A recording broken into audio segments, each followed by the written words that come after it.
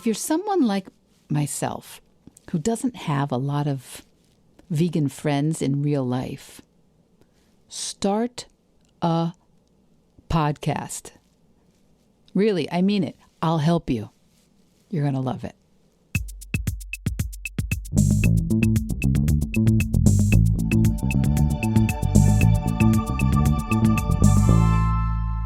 You're listening to Veg Your Best. I'm Michelle Olander, and this week, for episode 114, I get to share with you my newest vegan friend, Lucia Grillo. You know, I think that the holidays are truly the best time to go vegan. So this season, I'll be offering you a variety of faces, of voices, and perspectives because there is no one way to go vegan. And there's no one way to be vegan. So my conversation this week is with the talented and charismatic actress, writer, producer, and the power behind Lucia's vegan lifestyle. That's Lucia Grillo. Lucia's vegan lifestyle is, as I am informed, the only 100% vegan lifestyle show that actually airs on TV. And I think it was, well, I know I had Italy on my mind when I reached out to Lucia to be a guest on Veg Your Best, and you're not going to be disappointed. We talk about her Italian heritage, her vegan origin story, the way her family reacted, and the way being vegan has informed her professional life. Along the way, we talk punk rock, breast cancer, and creating a vibrant online presence. I think you're really going to enjoy this. Lucia Grillo has a variety of projects, and the links will all be in the show notes. So right now, you can just listen and enjoy. And I think you'll want Lucia Grillo to be your new vegan friend, too. Okay, I'll catch you on the other side of the interview. Lucia Grillo, welcome to Veg Your Best. Thank you for having me, Michelle. It's a pleasure. It's a pleasure. You know, I am an Italophile, and I was recently in Italy, and I can't remember exactly where I first ran into your work. But the minute I heard about you, saw you, I was like, I would really like to have you on the podcast. Thank you so much. I'm really honored. And I was actually so jealous seeing all your posts of Rome, where I've lived. And it was so nice to revisit places through you and discover new ones. Well, you need to get right back because they are even more vegan friendly than I remember a few years ago. So, so if people are out there wondering, does it make a difference when you walk in a place and say, do you have vegan options? It makes a difference. Even just asking, it makes a difference. Absolutely. So Lucia, you were born in Italy. Why don't you tell us a little bit about how you weren't born in Italy? Everyone thinks that I was born in New York. I am a New Yorker, born and raised, but I've lived in Italy, and my parents are from Italy. They're from Calabria, and I've lived in Italy, and I've been going to Italy since I was a little kid. So, yeah. So I start the interview off all wrong. Okay, so tell us how a nice Italian girl became vegan. It actually has to do with my parents and my upbringing. So my parents were these young Italian immigrants from rural southern Italy. They were farmers as children before coming to the US. And they really maintained the traditions, which included slaughtering their own animals, which also included growing their own vegetables.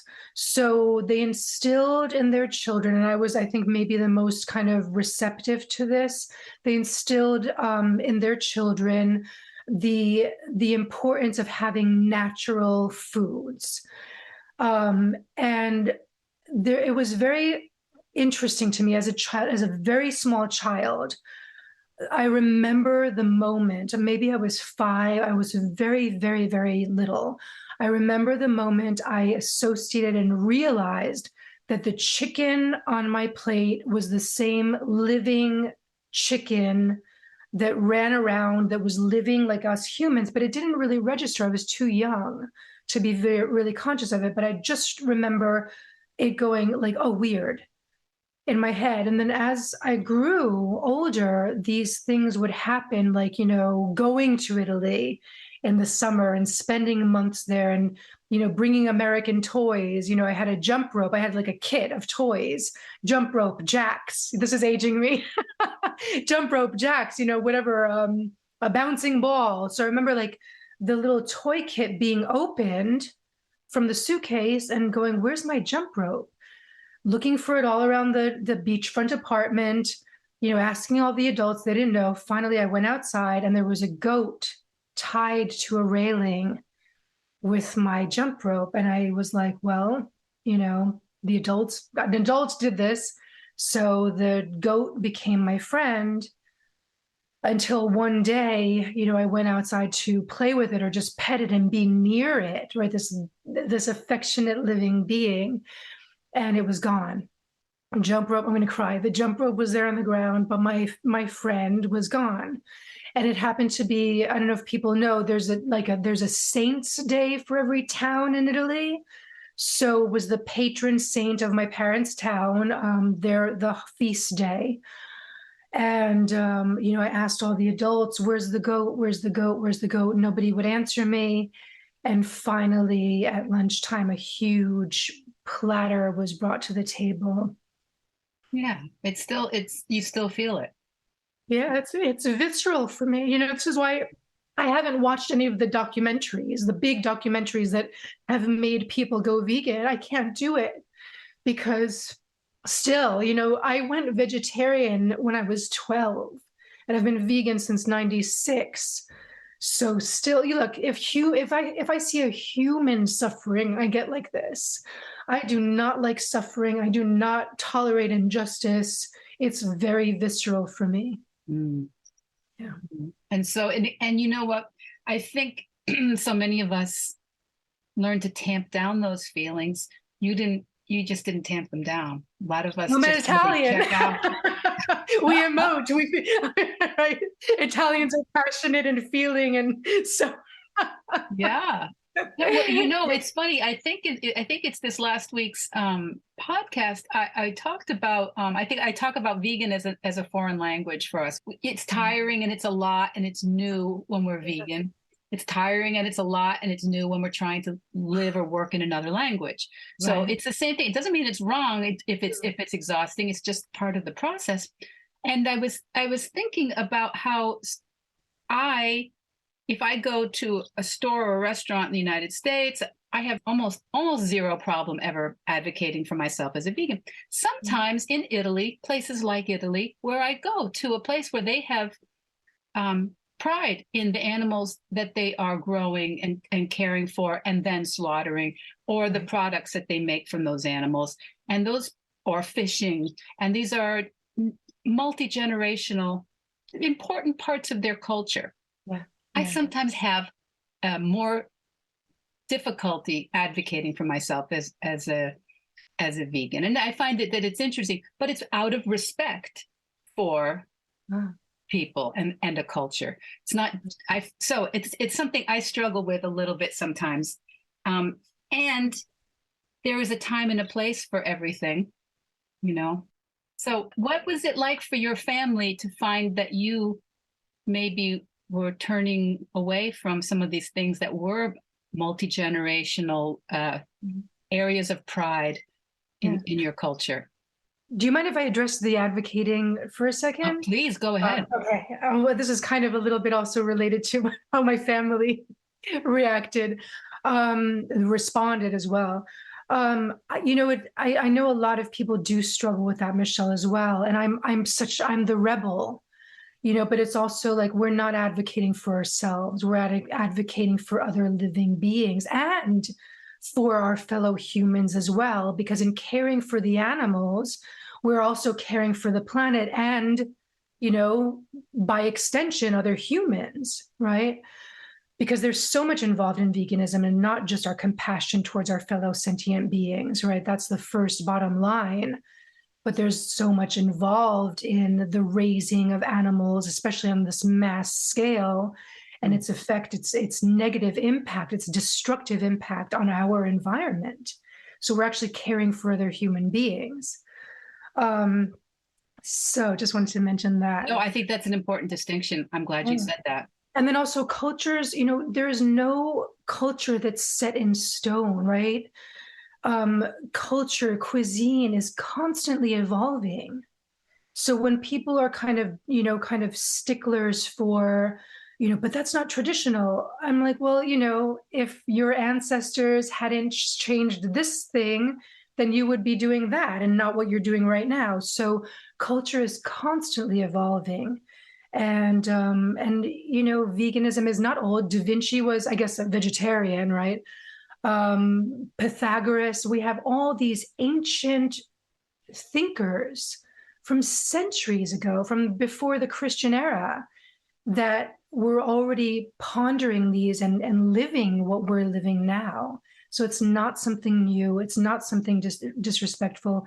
It's actually highly respectful to all of us. So I think that's a beautiful response. I'm very glad you shared that, because I think I grew up with this concept. My dad's from Poland, and we spent a lot of time in Europe. And I know that there was this concept of, as a small child, I heard about the ugly American, the idea of the American who goes to Europe and wants ice and wants wants what they have at home, wants ketchup, And so I think I grew up with a little bit of like, ooh, I have to really be respectful and thoughtful. And this is what I would say to myself about how culture changes. But I'm very, very glad to hear it from your lips, from your perspective. I think also, I've always, as even from a very young age, I've considered myself not an American. I think maybe because of my parents, being immigrants, they consider themselves American, right? They've been here longer than they lived in Italy, in their native land. But, also I've been very political since I was a kid. So the concept of, let's say, internationalism and thinking of humanity rather than, countries and nationalities, that also comes into play for me. So, when I think on that scale of not only what I want as an individual, but what is good for all of us, right? What kind of world do we want, right? I don't want a world with poverty. I don't want a world with oppression. I want a world in which we're all happy and thriving, not only struggling to survive, and that extends to all species. So that's what also kind of makes it easier for me to advocate, to ask for the vegan dishes or the vegan shoes, or you're not vegan yet, because it's strange to me that people are not. If you're a good person, how could you possibly be racist or sexist or speciesist, right? Or a homophobe? If you're a good person, you do not want any being on this planet to suffer in any way. So that's what makes it easier for me. So, yeah. I think that's wonderful. And I'd love to hear now, how did your family react? Well, if you care to share. Yeah, absolutely. Thanks for asking. Yes. And I love my story because I had an easy story. I know a lot of vegans out there, have a lot that they're up against, right? Mm. But I think me being, because it seems so natural to me, so my parents, I have to ask them, because I always tell this story and I don't want to violate their privacy, but my parents had very little formal education. They are probably the most incredible people I've ever met in my life, because they're highly intelligent. They are they are talented at so many things, and anything they set themselves to, they master. And they're just incredible. So they had very little formal education in rural southern Italy, right? So when I came home from school one day at age 12 and I told them, I'm not going to eat animals anymore. They were like, what does that mean?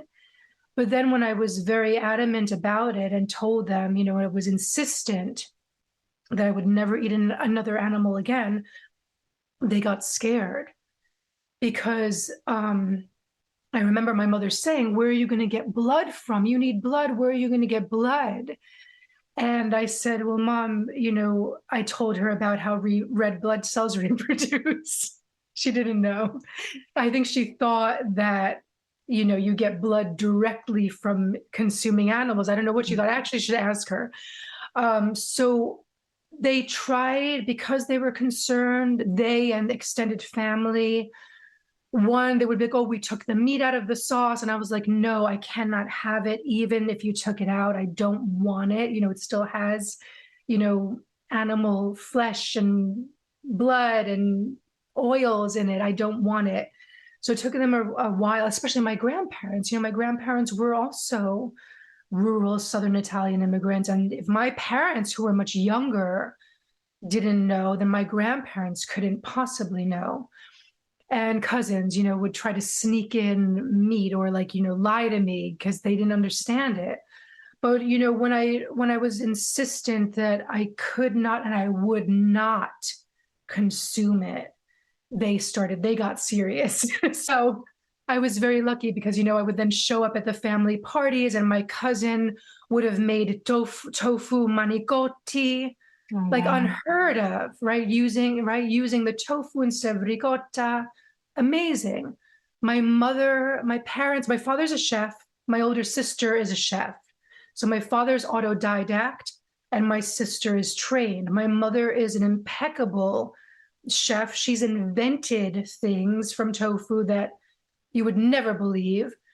And then everybody, my nonna in Italy, who in her 80s, till she died at 94, she would the table would be laden with vegetable dishes for me when I went to visit her in Calabria.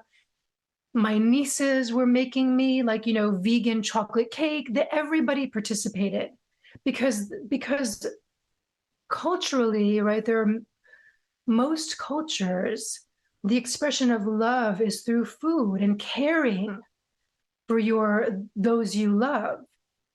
So when they found out that this was something I was serious about, this was now something that defined me, they adapted to make sure that one, I wouldn't die, and that two, I would be included and know how much I was loved. So my story is maybe, not typical, but I like to share it because, if they hadn't, they knew that I would fight. They did it for their own sake. Maybe. Yeah. But, that is beautiful. And it is also an example for some of my listeners are not vegan yet. Some of my listeners I know listen because someone in their families, a child or a friend or a parent, someone has come to them and said, I'm not eating animals anymore. And they're like, what do I do? How do I support them?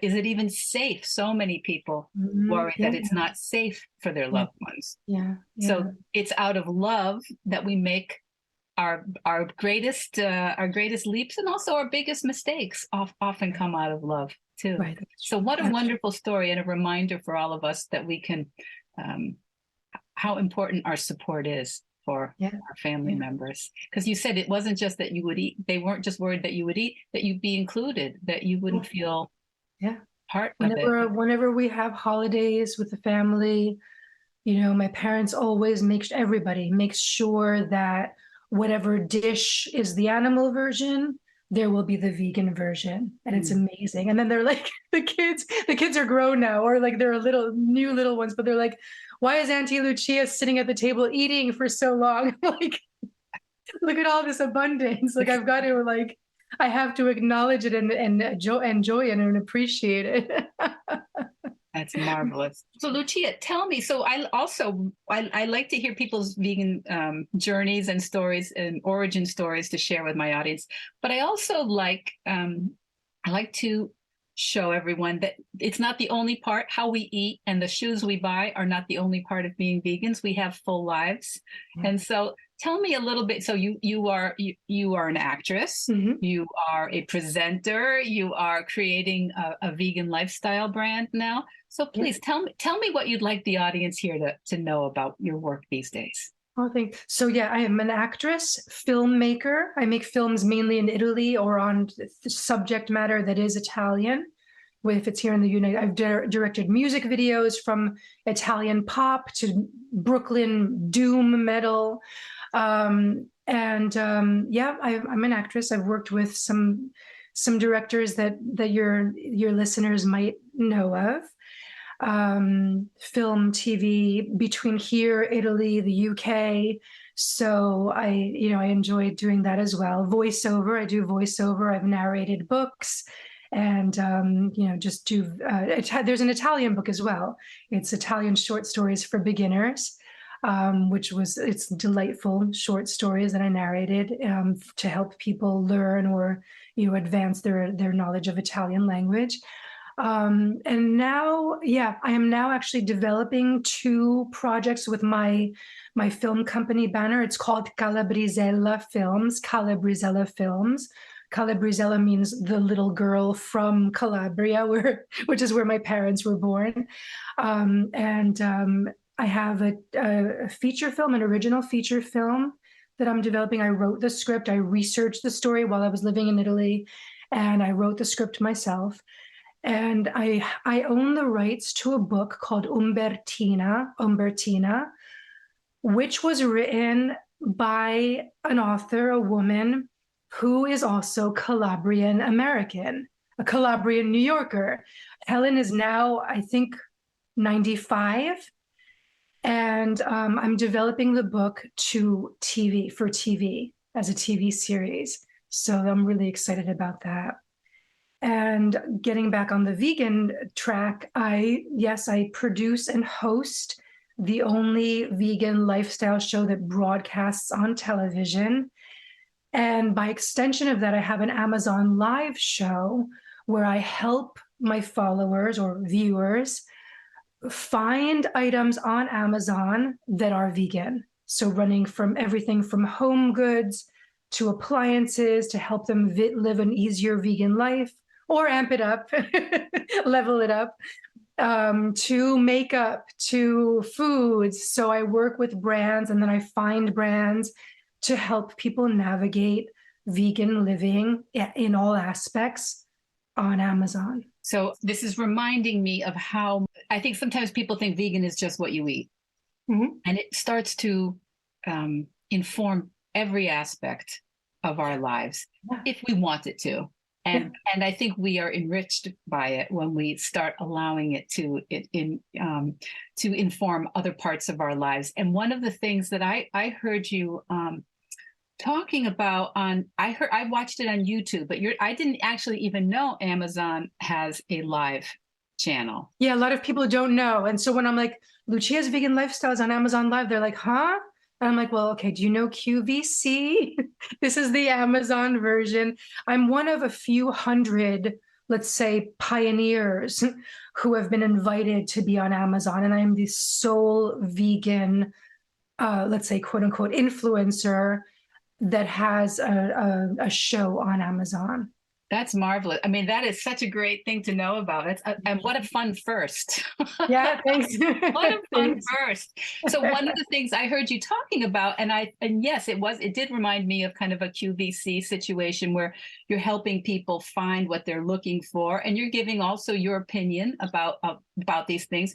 You spoke about the people who have had breast cancer, have had operations, have had different kinds of treatments.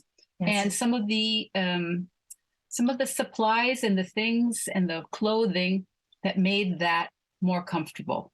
Yes. And I thought that was really, and not only more comfortable, but also vegan. So that kind of intersection is so necessary for us. Thanks. Yeah. So I think a little bit of background helps. I was producing another TV show. It was about Italian culture. Mm. And the show had been on for a couple of decades, and they had never had food, Michelle, never.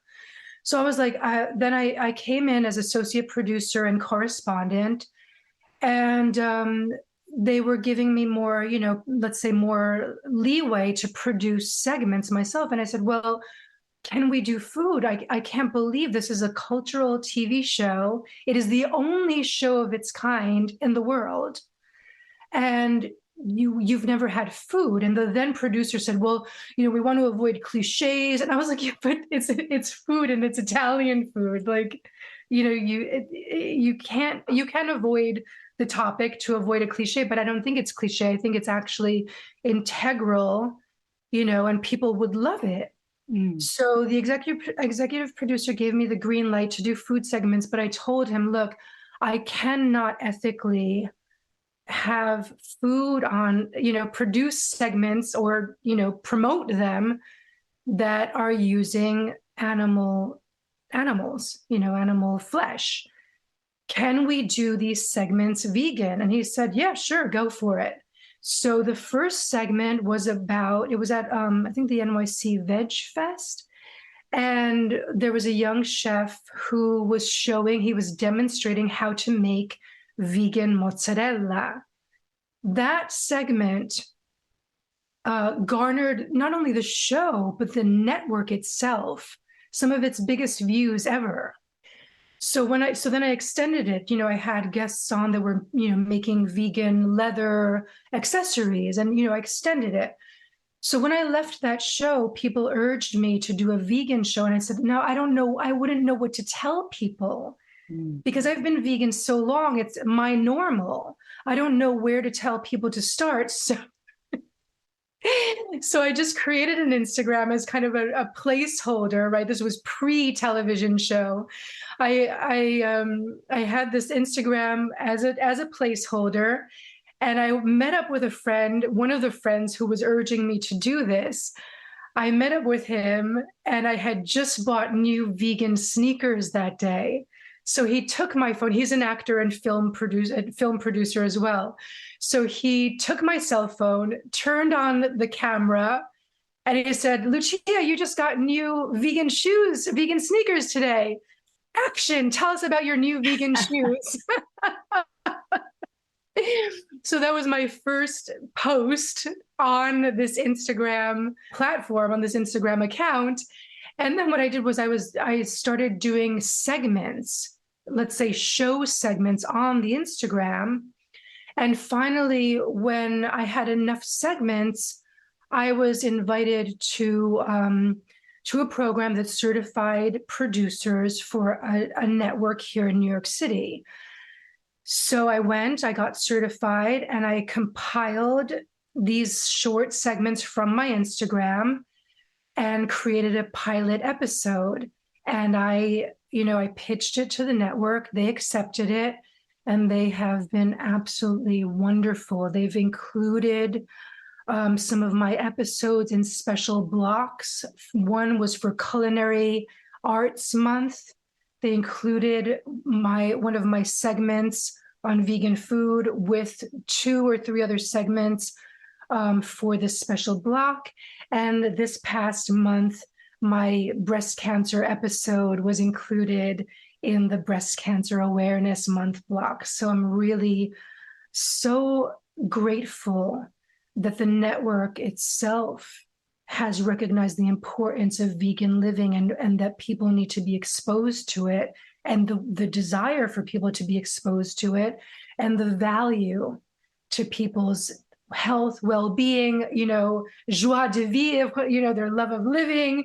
So it's been really great to have this kind of, acknowledgement that people are wanting to find out how to live vegan. So Lucia, so many of us need someone who's gone. We don't always need full-on experts, but we need somebody who's a couple steps down the road in front of us to help us with some of these things, because we don't know what we don't know, right? Right. When we're trying to live in a different way, and we can feel very overwhelmed by many choices. But so it's so nice to have someone who's showing us how fun it can be, how beautiful it can be, how life enhancing it can be. And I think this is one thing you really bring to your persona for all of us. Thank you, Michelle. It's actually a joy. You know, when people are saying it's hard to be vegan, I'm like, it's such a joy to be vegan.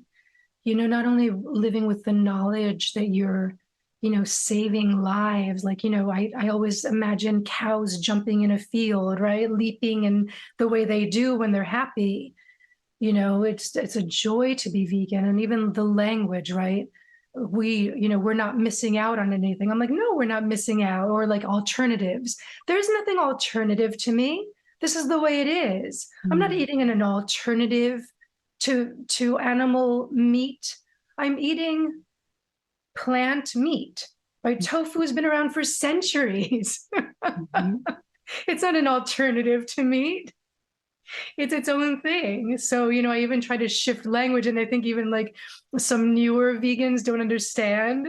You know, they're like, you know, recently someone on Twitter posted, what's your favorite vegan alternative to steak? And I said, vegans don't eat alternatives. And she got mad at me. I'm like, there's vegan in my name. You know, I'm not, you know, a necrovore, carnivore coming to troll you. I want our language to reflect. We're not eating fake food. We're not wearing fake makeup. We're not, you know, donning fake shoes. It's all real. It's all 100% real. Yeah, that's a very good distinction. And I think, and it's a good example of how when we are new, we have so many things to learn, because in our heads, when we're new, we are looking for the alternative. We're looking for, because that's what we're thinking. We're replacing and we're changing. And and so it is so great for someone to help us with that mindset. It was like, no, there's no fake meat here. There's what I'm eating. There's food here. I know Colleen Goudreau, I think, says she hates anything being called vegan food. She's like, no, there's food and it doesn't contain animals, but there's food. It's not vegan food. So she wants to, and it's as in Melanie Joy talks about how we have to, we've been sold this idea that animals are natural, necessary, and normal. And it's someone like yourself is showing us how, no, it's really natural, normal, and necessary to be vegan, to live this way. We're not giving up anything. Yeah. And as you said earlier, you know, you started this conversation with language, right? The navigating language, navigating veganism, navigating language.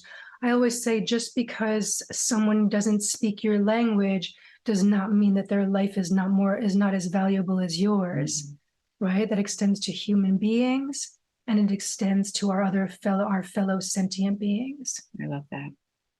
So with if you're interested, willing to talk with our audience about your breast cancer treatment, that must have brought up other things in terms of medically, and then post medically, it must have brought up a lot of things. How do we take excellent care of our health and do what's necessary and still try to live up to what we want to live up to? Yeah. Soon I'll have the full episode of my breast cancer. I call it my breast cancer episode. That will soon be up on the YouTube part 2. We aired part 1 last week, and then part 2 will be airing on MNN next week. We'll have all the links for that, Lucia, in the show notes so people can find those. Great, thanks. So the full episode will be on the YouTube channel. And you know, I was kind of, you know, I mentioned in that I've always been considered a healthy vegan, right? Or a healthy person. One to let's say the non-vegan, right? Even one day I was like, you know, I went to I don't eat gluten, but one day I passed a bagel shop, and I was like, I really just want to indulge right now in a New York bagel with some tofu-y, you know, so some tofu cream cheese. So I went in and I placed my order. And so I ordered that and a soy milk cappuccino. So there was an older gentleman in line in front of me. So, and when I was telling the cashier what my order was, he turned to me and he said, well, that's quite healthy. And I said, really, sir? This to me is like, this is so unhealthy to me. And I'm thinking, right, what do people normally eat? Bacon, eggs, oh, right, all that hideous animal flesh and cholesterol laden. So I've always been considered a healthy vegan. And when I got this diagnosis, I was thinking, wow, what did I do? Not blaming myself, but I'm very science minded. So I wanted to get to the root of this, because I'm the last person you would have expected to have any illness, let alone cancer, right? So I said, okay, what did I do? What could I have done to do this? So, I couldn't. What happened was, and I talked to a prominent breast surgeon on the episode of the show, the breast cancer episode of the show. And I keep forgetting because it's been a decade since I quit, but I started smoking cigarettes when I was 12. Mm. And I didn't quit until about 10 years ago. Finally, I had done jump starts. So the surgeon explained that this is one of the rare cases in which someone as healthy as me would have gotten cancer. So when I got it, I was like, immediately, okay, I've got to adjust my diet. I've got to get ultra healthy, even more. I don't know how to do that because I'm already this healthy vegan, but I'm going to figure it out. And, I was saying to my care team, individuals in my care team during my treatment, I've got to lose weight. I had gained weight, I think partially because of the pandemic. I was still exercising, but it was, I was not moving as much as I used to. So I had gotten fat, not obese. My BMI was still healthy, but fat for me, and fat that I wasn't, it wasn't my body. It wasn't my body has always been, I've been athletic. I've been trained in dance since I was a kid. I've done Tai Chi. I'm Iyengar yoga level 3, so it was not my body. And I was saying to the care team, I've got to lose weight now. And they said, please don't. You really need to either maintain your weight or even gain a little bit more because the radiotherapy will have an impact on your body. And we do not want you losing weight right now. So I was like, as soon as this is done, the day that I'm done with this, I am going to go, not on a diet, but I'm going to reconfigure. So I started working with a fitness, he's an ethical vegan nutritionist, dietitian, and fitness coach. He's lovely. So about a month after I was done with radiotherapy, I started working with him. We've done, if you go to my Instagram or my social media, Lucia's Vegan Lifestyle, you can see we did 4 Instagram live, and live on all my platforms, so you can go and see our talks about it. And that was actually the first time I revealed publicly that I'd had breast cancer. I didn't want people to know while I was going through it, because I had so much to do, and I really didn't want I didn't want it to define me. I didn't want people to worry, and I didn't want the additional. I didn't want the burden of people asking how I am or being concerned about me. I just wanted to get through it. That way, once I was healthy again, I could use my platform to help people.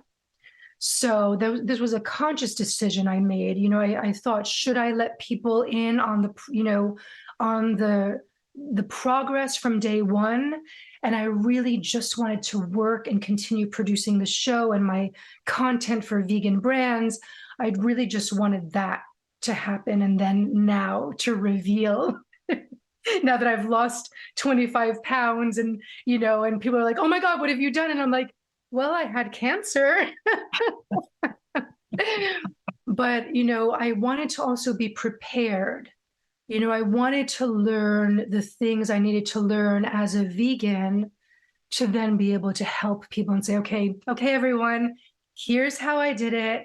You can go, you see on my TV show, you can see on my Instagram, on all my social media, and now you can see on Amazon Live and my Amazon storefront all the things that I used, things that I found, and things that I will continue to use to help you navigate it, so that as a vegan, or even a non-vegan, but especially as a vegan, you know that you're not alone.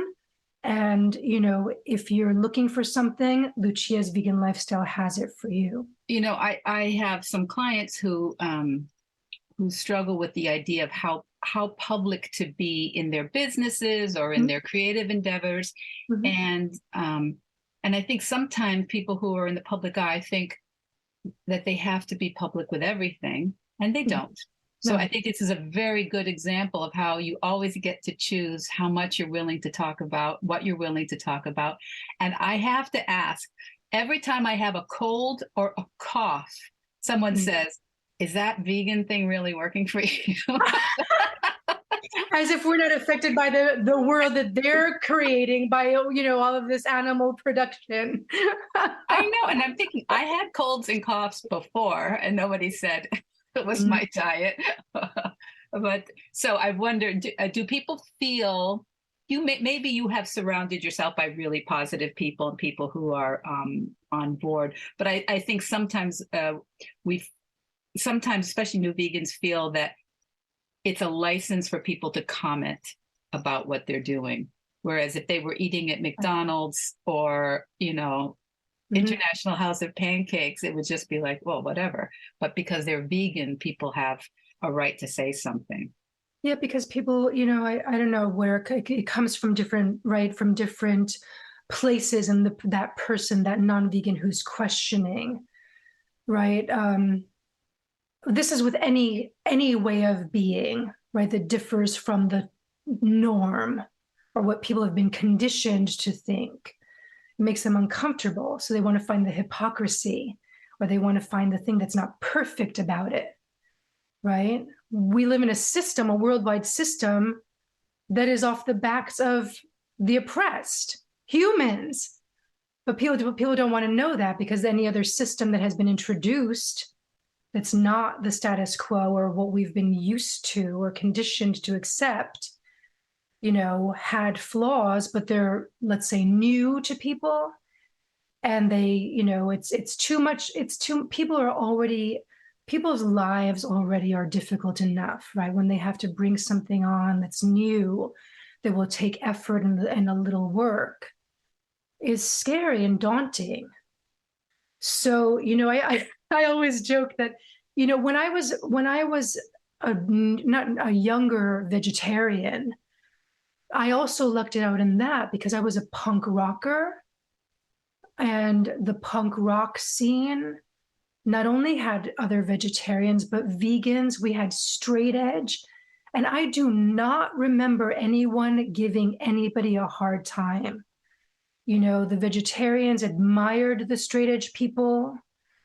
And or I did, maybe it wasn't just me, but this is what I remember. I remember my vegetarian friends and me saying, I can't wait until there are vegan shoes, because part of us not being vegan was that our choices were Tevas, right? I think they still are Birkenstocks, so those kind of open sandals, or things like Keds, like canvas sneakers.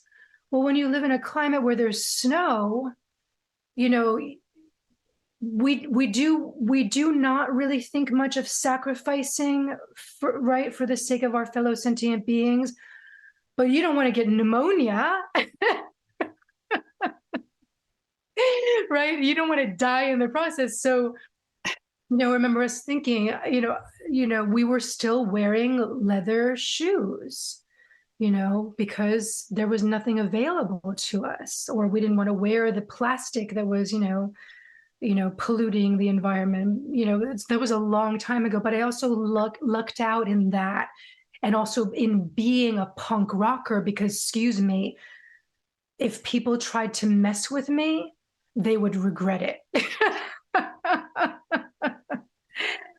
So, we were also try advocating back then, which was a long time ago, and I run into punk rockers now who are in famous bands and whatever, that either, were vegan or vegetarian from back then, or that recently went.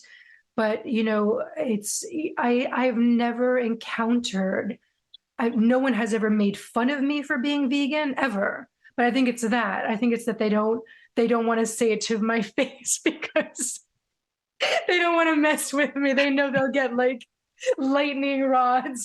verbal lightning rods coming at them. That's marvelous. Maybe that's a skill a lot of us should grow. Well, I think that comes part of what you were saying before, having respect and consideration, and there's a time and a place. If we're vegan, it's not about us, right? We are vocal for others. So it's not about us at all, right? So that's where it comes from. Because if we don't do it, if we back down, if we shy away, if we, what's the word when I'm doing it visually, if we kind of like retreat. Exactly. Yeah. Or curl up in a ball. If we do that, then lives are at stake. Stake with the synonym there. That was not a pun intended. But lives are at stake. So if we remain silent, who will speak out for those beings that are being tortured right now? They're being slaughtered, who are, crying out for their lives and the lives of their loved ones, right? Cows' children are torn from them. So this is where the joy and the strength comes from for me. The joy of knowing, one, that I'm living a fully enjoyable life. Fully. I'm not sacrificing anything. Even back in the day when it was only tofu and, which I still love. Speaking of breast cancer, tofu and soy are like integral to preventing breast cancer. So, I'm loving living a full life as a vegan. I even have champagne, right? Hummus. We have hummus. We have champagne. We have rice and beans. We have luxury shoes. So I'm loving it. I'm having such a great time being vegan, just with everything that's available. And then if people can't afford it, it's still not a sacrifice, because the joy of it is knowing that we're saving lives. I think that's so helpful to keep reframing, because many people make a first step towards veganism with a plant-based diet or with a certain kind of category that they say, no, I'm not voting with my dollars for that particular thing. Right. And then as we see that it's possible, as we practice, we realize how much more is possible for ourselves. Yeah. And then it is kind of a fun, you could look at it as an obligation, but it's also fun to try to make it a little easier for the timid person coming behind you, who's a little bit nervous about asking, a little bit nervous about what reaction am I going to get when I say I don't want to be involved with that kind of a production. I don't want to be supporting, this international atrocity that's happening around us all the time. I don't want to be part of it. And even saying that it's going to be hard. Some people, I had to hear people say it before I was able to say it. So I think it's always important that all of us each say it for the person coming behind. And also everybody has their own way, right? I just want people to just be true to themselves, right? You can be considerate and approach it in that considerate way.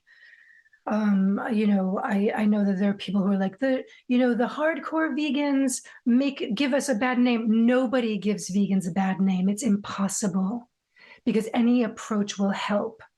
Right. I spoke to someone recently who was like, I don't agree with vegans who are like, stand outside somewhere and are yelling, you're participating in murder, because you don't know if that or me wearing my sustainable luxury shoes from Italy will help people go vegan. We don't know what it will be. We don't know if a timid person saying, please, do you have anything that's vegan on your menu? I'm so sorry to ask, but, I'm vegan. And, it takes courage. Well, I don't think it doesn't take courage for some of us. But it takes all of us, right? It takes all of us to do it our own way. There's no one way to go vegan. Yeah. And you never know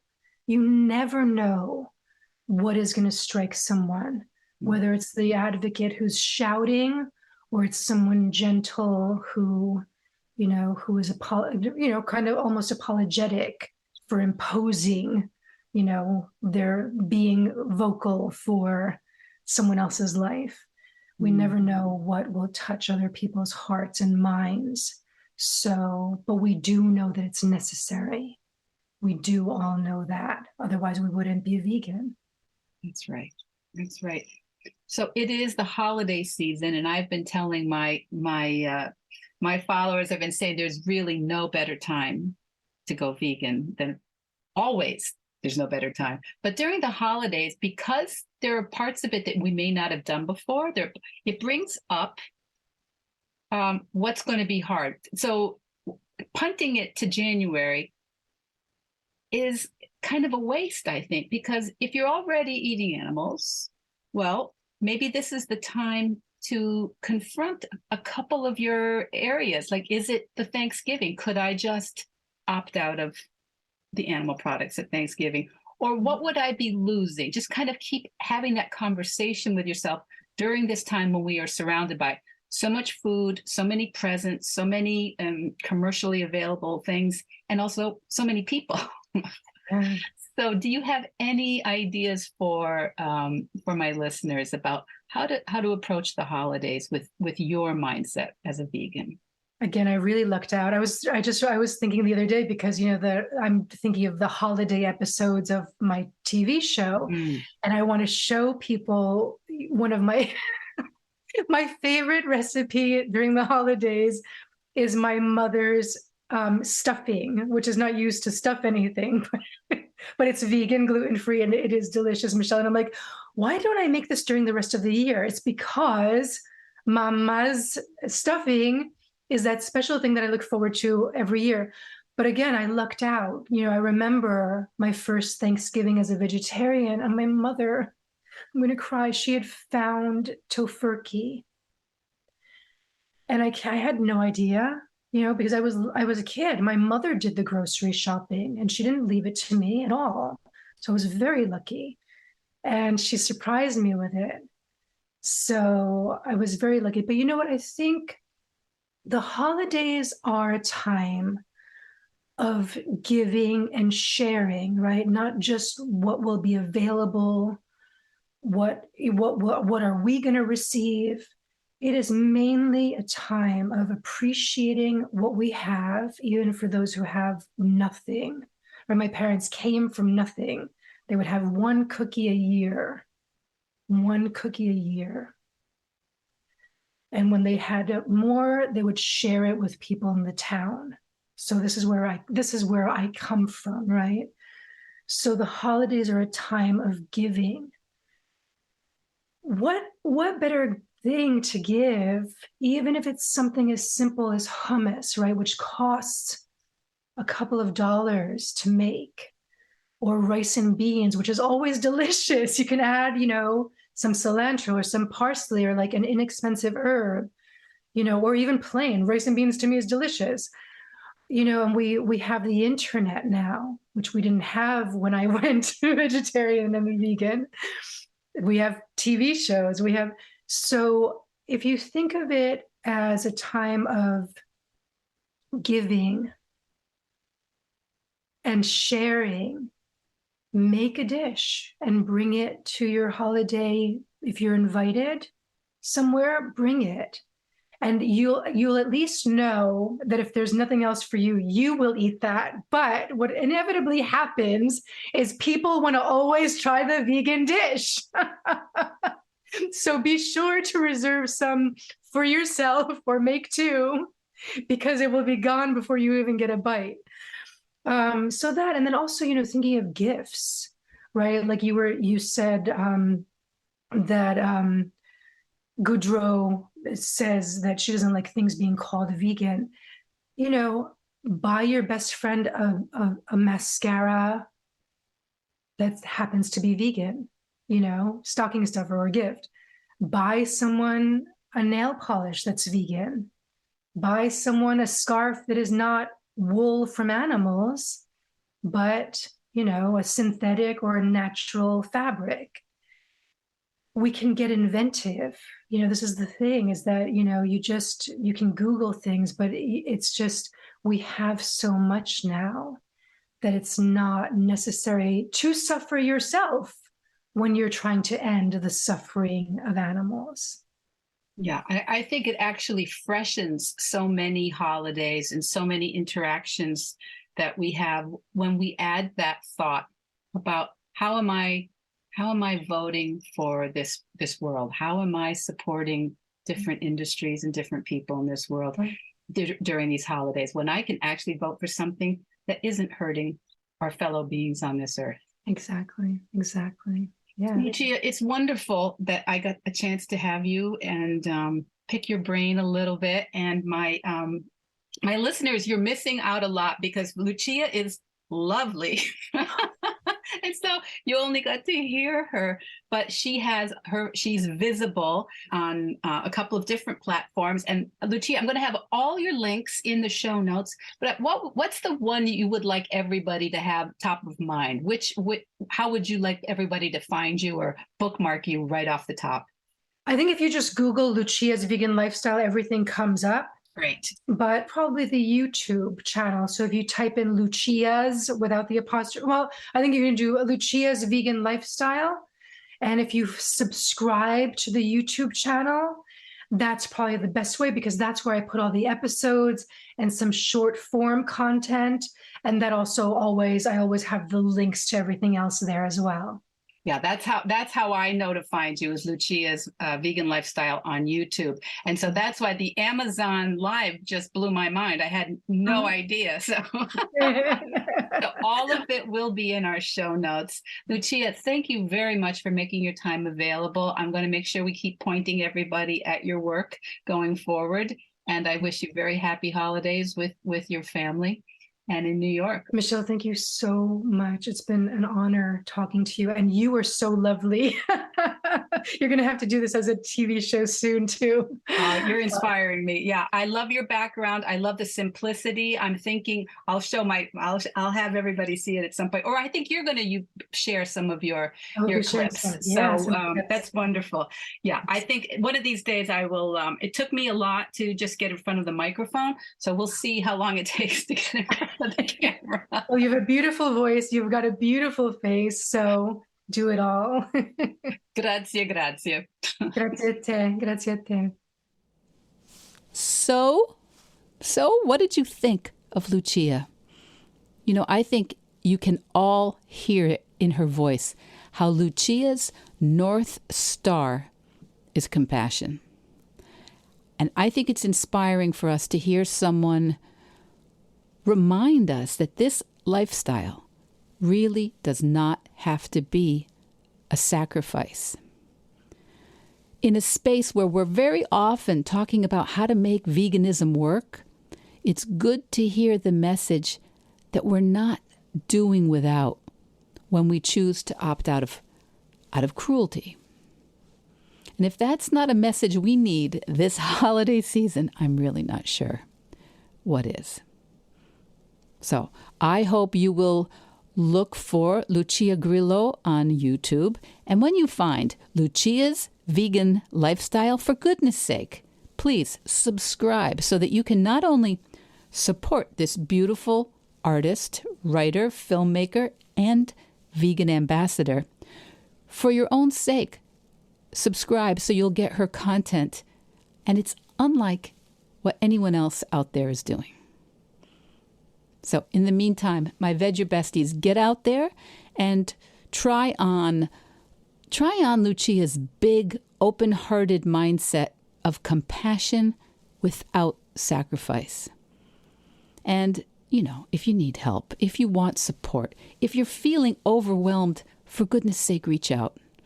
You've always got a vegan friend here at Veg Your Best. Okay, kids, talk to you next week. And, oh, by the way, vote. Really, vote. Veg Your Best podcast production, music, and editing by Charlie Weinshank. Thanks, Charlie. Before you go, it would mean so much to me and the Veg Your Best team if you would hit subscribe, leave us a 5-star review, or share with someone you think might be interested. Something about algorithms, it helps bump us up a little in the rankings, and that's the best way to help others find the podcast and for us to find our audience. So, until next week, make it easy and veg your best.